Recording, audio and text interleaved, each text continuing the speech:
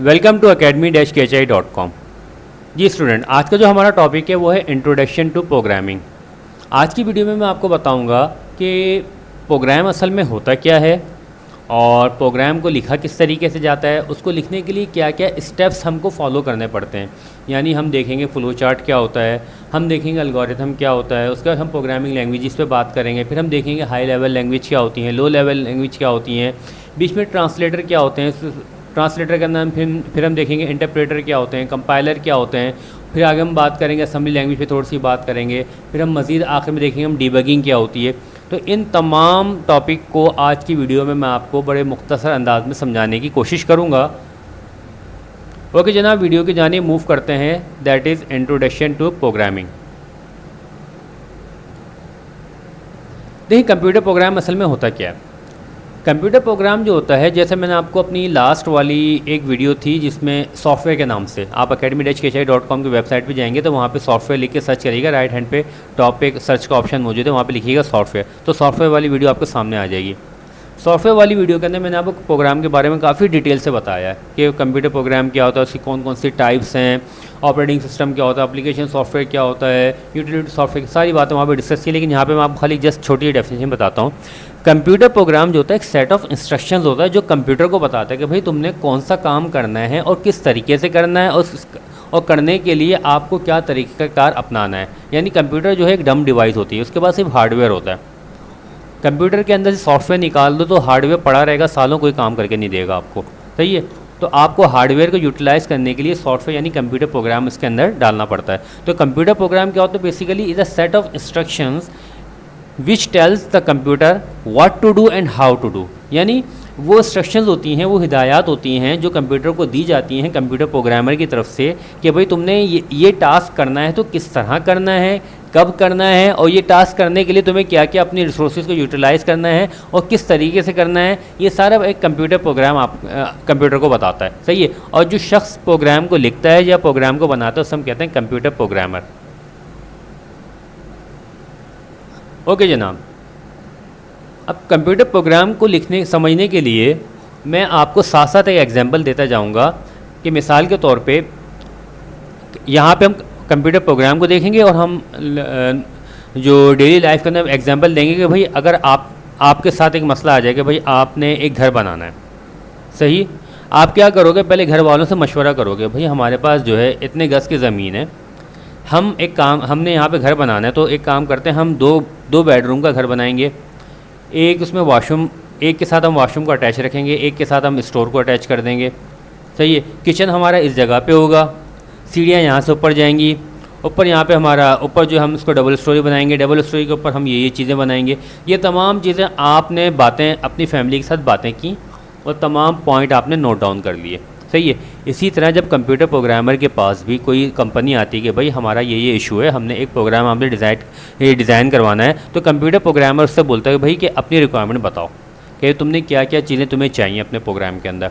वो लोग सारी रिक्वायरमेंट उसको बताते हैं। तो कंप्यूटर प्रोग्रामर क्या करता है, उसका एल्गोरिथम बनाता है। जिस तरह आपने इंपॉर्टेंट पॉइंट्स लिखे ना, तो कंप्यूटर प्रोग्रामर जो है ना अपने प्रोग्राम लिखने से पहले एक इंपॉर्टेंट पॉइंट्स नोट डाउन करता है कि भाई मैं जो प्रोग्राम बनाने जाऊंगा उसमें मैं ये करूंगा, यहाँ से स्टार्ट होऊंगा, ये स्टेप लूँगा, ये काम करूँगा और इस सब मेरा प्रोग्राम बन जाएगा। यानी इसने प्रोग्राम नहीं बनाया, उसने अपने इंपॉर्टेंट पॉइंट्स नोट किए।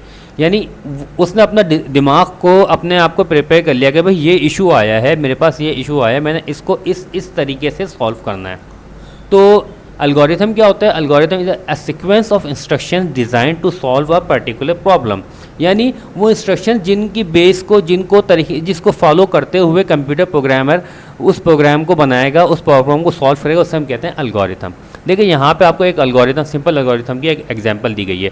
अभी यकीनन अगर आप प्रोग्रामिंग से ताल्लुक़ नहीं रखते तो आपको एल्गोरिथम समझ में नहीं आएगा, लेकिन इसमें मैं आपको एक बात बता दूंगा, भाई यहाँ से इनिशियलाइज़ करना है, सम करना है, फिर हमने कोई वैल्यू इंटर करनी है, उसके बाद जो है सम को हमने उस वैल्यू के साथ ऐड कर देना है, फिर हमने जो है चेक करना है कि भाई हाँ भाई ये वैल्यू 5 से छोटी है, बड़ी है, क्या है, यस है या नो है। अगर यस है तो ये काम करना है, नो है तो हमने ये काम करना है, फिर हमने आउटपुट को प्रिंट करवा देना है। सही है, यानी उसने ये इंपॉर्टेंट पॉइंट लिख लिए कि भाई ये प्रोग्राम हमारे पास जो कंपनी आई थी, हमसे प्रोग्राम बनवाने आई थी, उनकी ये रिक्वायरमेंट थी, तो हमने इन रिक्वायरमेंट को, इन स्टेप्स को फॉलो करते हुए हमने सॉल्व करना है। तो इसे हम कहेंगे एल्गोरिथम कंप्यूटर प्रोग्रामर ने अपने दिमाग में बना लिया, या अपने एक नोट पैड पर उसने नोट डाउन कर लिया कि भाई ये एल्गोरिथम है जो मैं प्रोग्राम बनाने जा रहा हूँ। ओके, अब हम बात करते हैं फ्लो चार्ट क्या होता है। अब मैं आपको फिर वही डेली लाइफ में आ गया, आपने जो इंपॉर्टेंट पॉइंट नोट किए थे, अब आप जाओगे नक्शा बनाने वाले के पास। नक्शा बनाने वाले पास जब आप जाओगे, उसको बताओगे भाई कि देखो हमारे पास जो घर, हमें ज़मीन है हमारे पास, उसमें हम घर वालों ने डिसाइड किया हमें 2 कमरे नीचे चाहिए, एक के साथ हमने वॉशरूम चाहिए, एक के साथ हमें स्टोर चाहिए, हमें किचन इस तरह चाहिए वो चाहिए, सारे तमाम चीज़ें आप बता दोगे उसको। सही है, आपने बता दिया उसको, तो उसने कंप्यूटर प्रोग्रामर वो जो नक्शा बनाने वाला था, उसने कहा कि यार एक काम करो, तुमने मुझे सारी रिक्वायरमेंट बता दी, कल आ जाना, मैं कल एक नक्शा तैयार करके रखूँगा, तो कल आके देख लेना। तो उसने आपके सारे पॉइंट नोट डाउन किए, वो अकेले जाके जो है ना उसने अपने टेबल पे बैठा, उसने आपके तमाम पॉइंट्स को देखते हुए पूरा एक नक्शा प्रिपेयर कर लिया, वो कल आपको दिखा दिया। सही है, उस नक्शे के अंदर उसने क्या किया, दरवाजे भी लगा दिए, हाँ भाई यहाँ पे दरवाज़ा होगा, तुम्हारी ये रिक्वायरमेंट थी, यहाँ पे स्टोर होगा, ये वो, कमरा इतना चौड़ा बनेगा, कमरा इतना लंबा बनेगा, वॉशरूम इतना चौड़ा बनेगा, इतना बड़ा बनेगा, रास्ता जो बनेगा तो उसका इतनी चौड़ाई होगी, सही, इतनी हाइट होगी, सीढ़ियाँ इतनी इतनी हाइट की होंगी, यानी उसने पूरा नक्शा डिज़ाइन कर दिया। इसी तरह जब कंप्यूटर प्रोग्रामर जो है पूरा अपना एक एल्गोरिथम डिज़ाइन कर लेता है, उसके बाद उसका एक नक्शा बनाता है, जिसे हम कहते हैं फ्लो चार्ट। फ्लो चार्ट को बनाने के लिए स्टैंडर्ड सिंबल इस्तेमाल करता है कि भाई मैंने प्रोग्राम स्टार्ट करना है, तो स्टार्ट के लिए ये सिंबल इस्तेमाल होगा। प्रोग्राम मेरा ऊपर से इस तरह चलेगा, तो देखो मैं एरो का ये वाला एरो इस्तेमाल करूँगा। उसके बाद मैंने कोई इनपुट लेनी है यूज़र से, तो उसके लिए मैं ये वाला सिंबल इस्तेमाल करूँगा। उसका मैंने प्रोसेस करना है तो ये वाला सिंबल इस्तेमाल करूँगा। उसके बाद अब प्रोग्राम के अंदर मैंने कोई डिसीजन लेना है तो ये वाला मैं सिंबल इस्तेमाल करूँगा। यानी ये सारे स्टैंडर्ड सिंबल मौजूद हैं जो कि वो एक फ़्लो चार्ट बनाने के लिए इस्तेमाल करता है। यानी उसने पहले अपना एल्गोरिथम डिज़ाइन किया, उस एल्गोरिथम की बेस पर उसने फ़्लो चार्ट बना लिया। ये सब काम वो क्यों कर रहा है? ताकि उसको आगे प्रोग्राम लिखने में आसानी हो जाए। क्योंकि आप क्यों कर रहे हो? आप डेली लाइफ में जब मैं आपको एग्जांपल साथ साथ दे रहा हूँ वो इस वजह दे रहा हूँ ताकि आपको घर बनाने में आसानी हो जाए। हो सकता है कि आप इतने माहिर हो कि आप खड़े खड़े बोले नहीं यार मैं ना मैं एल्गोरिथम बनाऊंगा ना मैं फ्लो चार्ट बनाऊंगा, डायरेक्ट जो है ना अपना क्या नाम अपना प्रोग्राम डिज़ाइन कर लूँगा। इसी तरह कोई ठेकेदार खड़ा हो जाए, ना मैं नक्शा बनाऊंगा ना मैं घर वाले पूछूंगा, बस डायरेक्ट घर बनाना शुरू हो जाऊँगा। हो सकता है घर बना लो आप इस तरीके से, हो सकता है प्रोग्राम बना लो आप इस तरीके से, लेकिन हज़ार किस्म की ख़राबियाँ बाद में आने के चांसेस हैं। इससे क्या होगा? आपका टाइम भी ज़ाया होगा, आपके रिसोर्सेज भी ज़ाया होंगे। तो इसीलिए पहले एल्गोरिथम डिज़ाइन किया जाता है, फिर फ्लो चार्ट बनाया जाता है। उसके बाद अब हम बात करते हैं प्रोग्रामिंग लैंग्वेजेस के ऊपर। प्रोग्रामिंग लैंग्वेजेस क्या होती हैं? देखो, अब प्रोग्रामिंग लैंग्वेजेस ये होती हैं कि भाई जिससे हमारी नॉर्मल लैंग्वेज है, हम लोग आपस में बात करते हैं, उर्दू लैंग्वेज है, हिंदी लैंग्वेज है, इंग्लिश लैंग्वेज है, हर लैंग्वेज के अंदर मखसूस अल्फ़ाबेट होते हैं, हर लैंग्वेज के अंदर मखसूस क्या नाम है ग्रामेटिकल रूल्स एंड रेगुलेशन होते हैं। भाई इसकी ग्रामर मतलब आप इसको इस तरह बात, उर्दू में आप बात करेंगे तो आपने किसी बड़े से बात करनी है तो आपने आप जनाब से बात करनी है, छोटे से बात करनी है तो आप तुम से भी बात कर सकते हैं, सही है। और किसी से बदतमीज़ी से बात करनी है, तू तड़ाक से बात करनी है आपने, यानी कुछ रूल्स एंड रेगुलेशन होते हैं। इसी तरह इंग्लिश के अंदर कुछ रूल्स एंड रेगुलेशन होंगे, इसी तरह हिंदी के अंदर कुछ रूल्स एंड रेगुलेशन होंगे। तो इसी तरह प्रोग्रामिंग लैंग्वेज क्या है? प्रोग्रामिंग लैंग्वेज जो है a set of vocabulary and grammar rules to instruct a computer how to perform a specific task. यानी ऐसी लैंग्वेज होती है जो कुछ रूल्स एंड रेगुलेशंस को फॉलो करते हुए कंप्यूटर को बताती है कि भाई हमारा ये प्रोग्राम है, हमने इसको इस तरह चलाना है, तो मैं आपको बता रही हूँ कि आपने ये चीज़ें स्टेप इस तरह करने हैं। यानी कंप्यूटर को बताने के लिए कंप्यूटर की ये प्रोग्रामिंग लैंग्वेज इस्तेमाल होती है, और ताकि कंप्यूटर को इंस्ट्रक्शंस दे सके, कंप्यूटर को बता सके। क्लियर है? तो यानी क्या है ये? A set of vocabulary and grammar rules to instruct a computer how to perform a specific task. It is used to create a program. अच्छा, प्रोग्रामिंग लैंग्वेज कौन कौन सी एग्जांपल्स हैं? GW बेसिक है, C है, C++ है, जावा है, COBOL है, पाइथन है, और इस तरह बहुत सारी एग्जांपल दुनिया के अंदर बहुत ज़्यादा लैंग्वेजेस आ चुकी हैं। और हर लैंग्वेज की अपने फ़वायद हैं, अपने नुकसानात हैं, लेकिन अभी हम फिलहाल उसकी जानिब मूव नहीं कर रहे। तो यानी आपने पहले फ्लो चार्ट बनाया, आपने एल्गोरिथम बनाया, एल्गोरिथम के बेस पे आपने जो है पूरा एक फ्लो चार्ट बना लिया। फ्लो चार्ट बनाने के बाद आपने जो है एक प्रोग्रामिंग लैंग्वेज सेलेक्ट कर ली, अब प्रोग्रामिंग लैंग्वेज सेलेक्ट करने के लिए आपको अपनी एक्सपर्टीज़ देखनी पड़ती हैं और फिर ये देखना पड़ता है कि भाई आप कौन से प्लेटफॉर्म पे डिज़ाइन कर रहे हैं और आपकी रिक्वायरमेंट फ्यूचर की क्या क्या है। खैर ये तो एडवांस लेवल का टॉपिक है, बस आप समझ लें आपने प्रोग्रामिंग लैंग्वेज डिसाइड कर ली है। तो प्रोग्रामिंग लैंग्वेज का set of rules and regulation and vocabulary है जो कंप्यूटर को बताएगी कि भाई तुमने प्रोग्राम को इस तरह चलाना है। आज प्रोग्रामिंग लैंग्वेजेस जो होती हैं ये बेसिकली 3 टाइप की होती हैं। एक होती है लो लेवल लैंग्वेज, एक होती है हाई लेवल लैंग्वेज और एक होती है middle level language. Middle level language की हम ज़रा आखिर में बात करेंगे, हम पहले बात करते हैं लो लेवल लैंग्वेज की और हाई लेवल लैंग्वेज की। लो लेवल लैंग्वेज क्या होती है? लो लेवल लैंग्वेज जो होती है दैट इज़, इसको हम कहते हैं मशीन लैंग्वेज। मशीन लैंग्वेज क्या होती है, लो लेवल लैंग्वेज क्या होती है? ये 0 और 1 पे मुश्तमिल होती है। मैंने आपको जैसा सॉफ्टवेयर के प्रोग्राम में बताया था, कंप्यूटर जो है एक इलेक्ट्रॉनिक मशीन है, सही है, और उसके अंदर तमाम के तमाम डिजिटल इलेक्ट्रॉनिक सर्किट इस्तेमाल होते हैं। तो कंप्यूटर जो है 0 और 1 के अलावा किसी कोई चीज़ को नहीं समझता। आप कुछ भी उसको इंस्ट्रक्शन दे दो वो नहीं समझता, उसको सिर्फ ये पता है कि बस 0 या 1 आएगा तो मैंने समझना है, क्योंकि वो डिजिटल इलेक्ट्रॉनिक्स डिवाइस है और डिजिटल इलेक्ट्रॉनिक्स की डिवाइस जो होती है 0 या 1 पे काम करती है, लॉजिक गेट्स पे, लॉजिक सर्किट्स पे काम करती है। इसके अलावा उसको कुछ नहीं पता। तो आपको अपने तमाम के तमाम इंस्ट्रक्शन जो है मशीन लैंग्वेज की फॉर्म में कंप्यूटर को देनी पड़ती है। तो मशीन लैंग्वेज जो होती है वो कंप्यूटर के हार्डवेयर के ज़्यादा करीब होती है, सही है, और वो कंप्यूटर को बताती है कि भाई तुमने फ़लाँ डिवाइस ऑन करनी है, फ़लाँ डिवाइस तुमने ऑफ़ करनी है, फ़लाँ इंस्ट्रक्शन इस तरह परफॉर्म करनी है, लेकिन वो तमाम के तमाम इंस्ट्रक्शन 0 और 1 की फॉर्मेशन के अंदर होती है, सही है। तो हम मशीन लैंग्वेज होती है और ये कंप्यूटर के हार्डवेयर के ज़्यादा करीब होती है। कंप्यूटर का हार्डवेयर जो इसी लैंग्वेज को समझता है और इसके अलावा किसी लैंग्वेज को ये नहीं समझता। क्लियर है? हाई लेवल लैंग्वेज क्या होती है?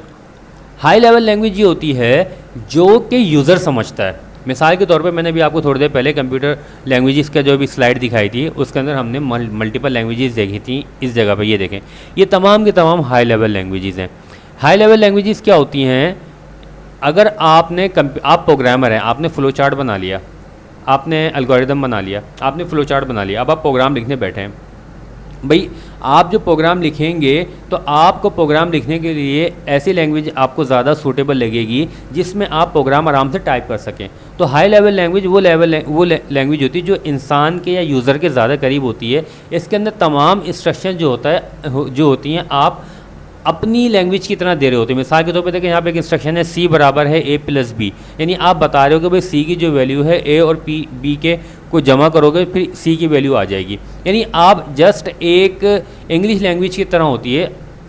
Sorry, high level language is just like a English language. For example print, आप प्रिंट की कमांड देते हो, उसके अंदर इफ़, वाइल, इस टाइप की कमांड आप इसके अंदर इस्तेमाल करते हुए कंप्यूटर को बताते हो भाई तुमने ये काम करना है, ये काम करना है, ये काम करना है। तो program in high level language must be translated into low level language by using translator.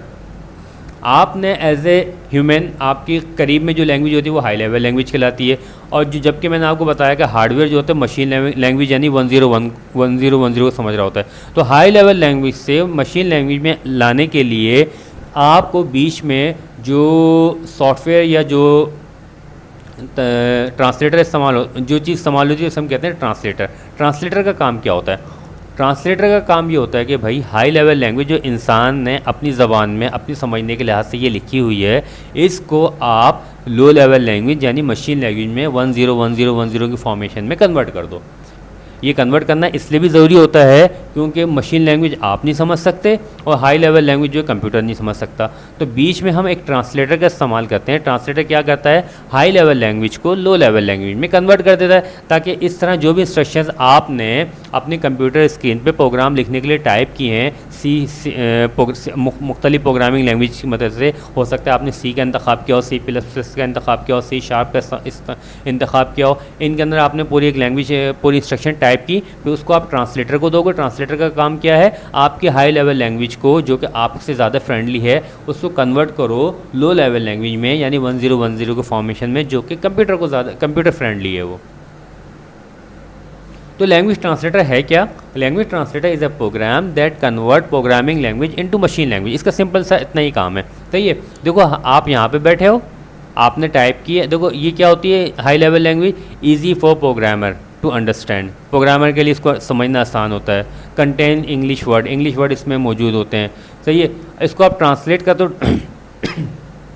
Translate करने के बाद द कंप्यूटर ऑन लैंग्वेज, यानी ये वो लैंग्वेज है जो कंप्यूटर्स को समझ सकता है।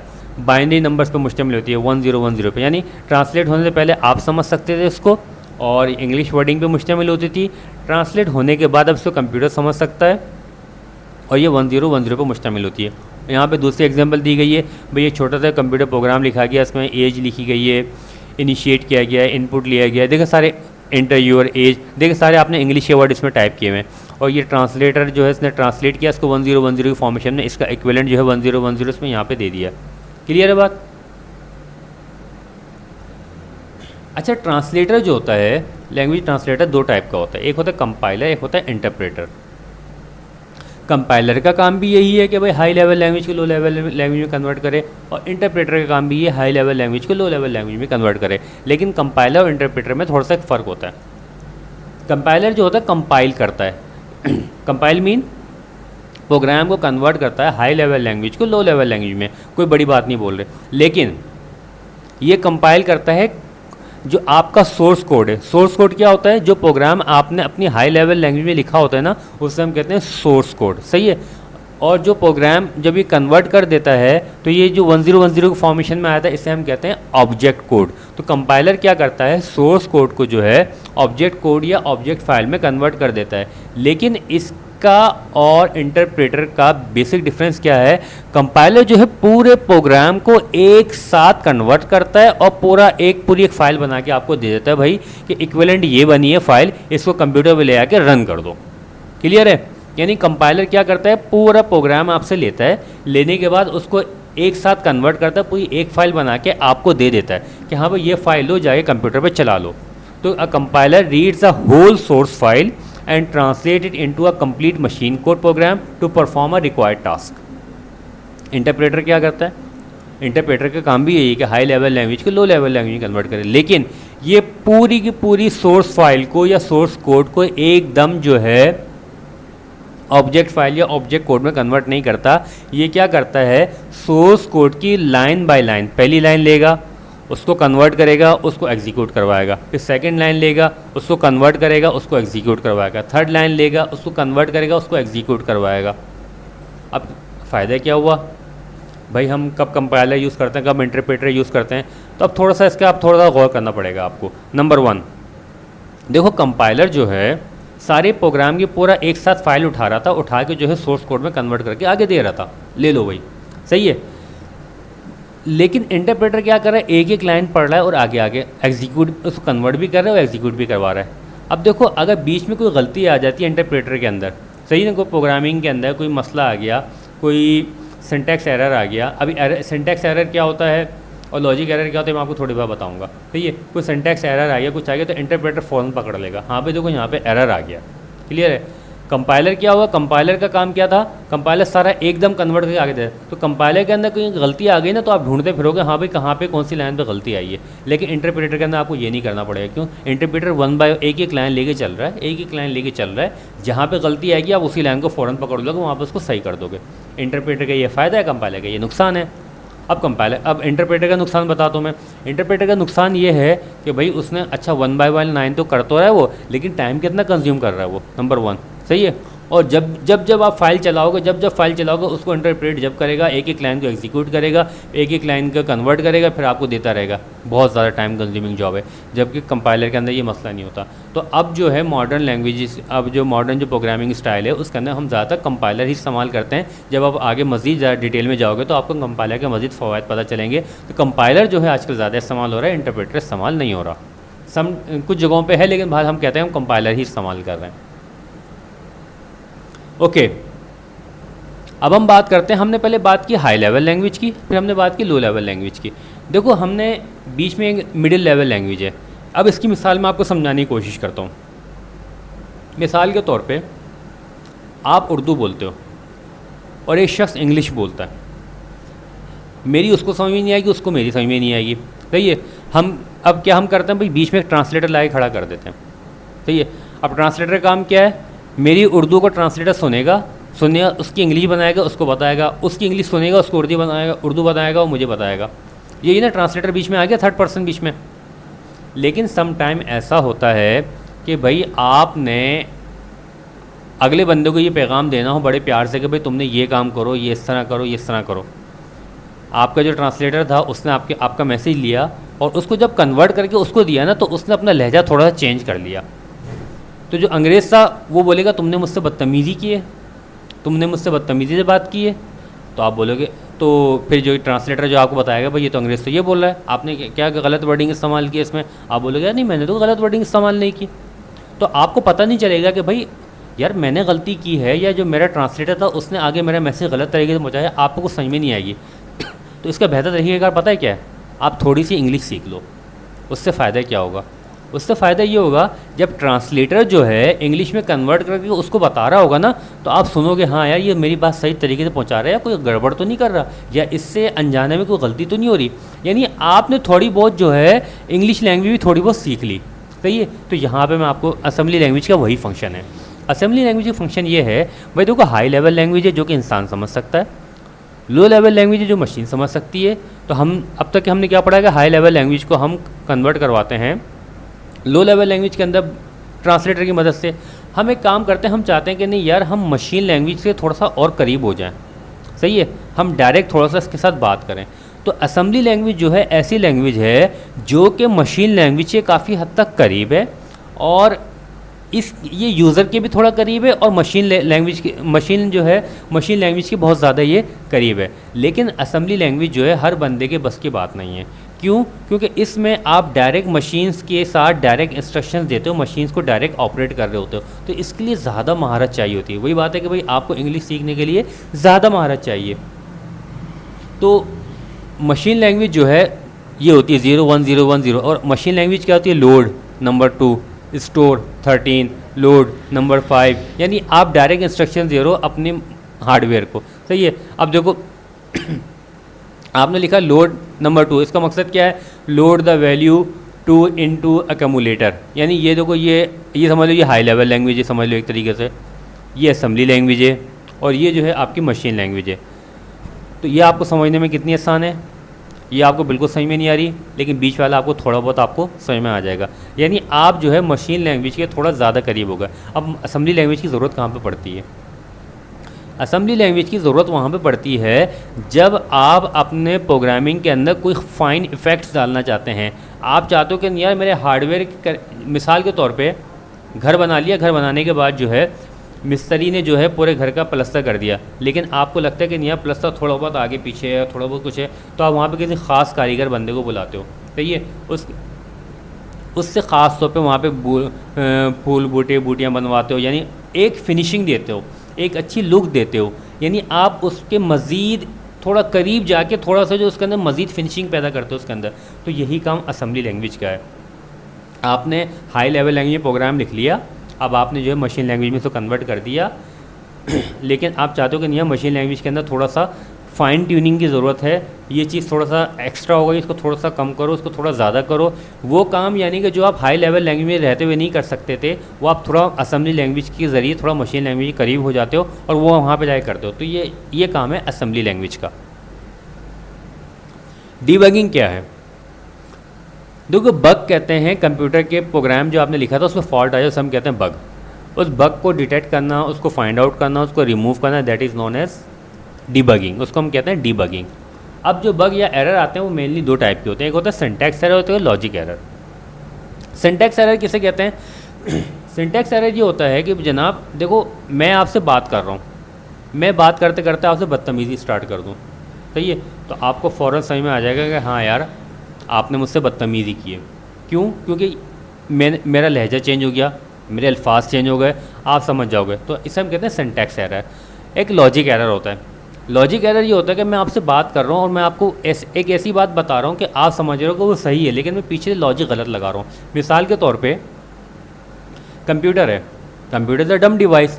कंप्यूटर को आप कोई भी इंस्ट्रक्शंस दो, वो तो बोलेगा कि भाई आपने मुझे इंस्ट्रक्शंस दे दिए हैं और आपने सी लैंग्वेज में दिए हैं, आपने सी शार्प में दिए, किसी में भी दिए, आपने जो है सी लैंग्वेज वाली बात जो है सी लैंग्वेज के रूल एंड रेगुलेशन को फॉलो करते हुए मुझे आपने इंस्ट्रक्शन दे दिए, मेरा काम है मैं उसको चला के दे दूँ आपको, क्लियर है। लेकिन पीछे आपने लॉजिक गलत लगाई है। अब लॉजिक क्या होती है? मिसाल के तौर पर आप एक प्रोग्राम बना रहे हो जिसमें आपने चाय बनानी है, चाय बनानी तरकीब बतानी है। सही है। अब कंप्यूटर को नहीं पता चाय कैसे बनेगी, तो कंप्यूटर को आप बता दोगे भाई पहले आपने पत्ती डालनी है, उसको पकाना है, 1 घंटे के बाद पानी डालना है। कंप्यूटर तो समझेगा अच्छा भाई तुमने जो है देखो साफ साफ मुझे अल्फाज में बता दिया, मैं तो इसी तरह की चाय बनाने वाला प्रोग्राम बना दूंगा आगे। लेकिन लॉजिक आपने उसको गलत बताई है, ये तो आपके अपने दिमाग का मसला है। सही है। तो यानी अगर आप एक होती है लॉजिकल एरर, वो ये होते हैं कि भाई आपने अपने दिमाग में जो एल्गोरिथम बनाया था, आपने अपने दिमाग में जो फ्लो चार्ट बनाया था वो ही गलत बना था।